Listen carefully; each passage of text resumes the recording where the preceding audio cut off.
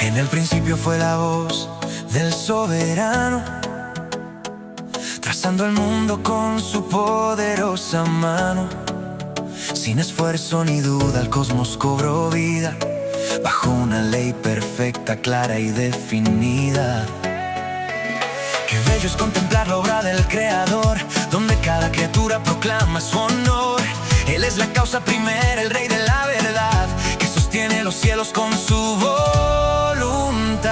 Porque Él dijo y fue hecho con gloria y poder. Él mandó y existió todo nuestro ser. Qué hermoso es servirte, Rey de la creación, con la mente despierta y con devoción. Tú hablas y el mundo se llena de bondad. Tú ordenas y brilla la eterna verdad. Servir al Eterno es luz para el sentido, es caminar seguro en lo que está prescrito. Su palabra es el sol que alumbra la conciencia, dando al alma nobleza, paz e inteligencia. Qué hermoso es cumplir su santo mandamiento, unir nuestra alegría a su pensamiento. En el orden del día, en el rito y la acción, hallamos el reposo de la perfección. Porque Él dijo y fue hecho con gloria y poder.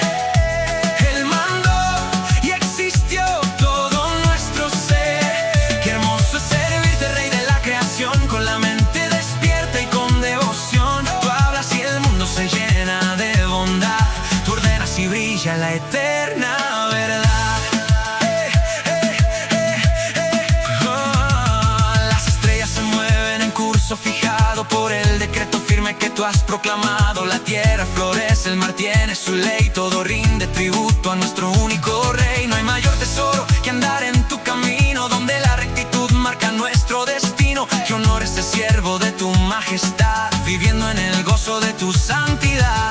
Todo es presente bajo tu mirada, una senda de gloria por ti dibujada. Con cantos de júbilo y pasos constantes servimos al único, al Dios gigante.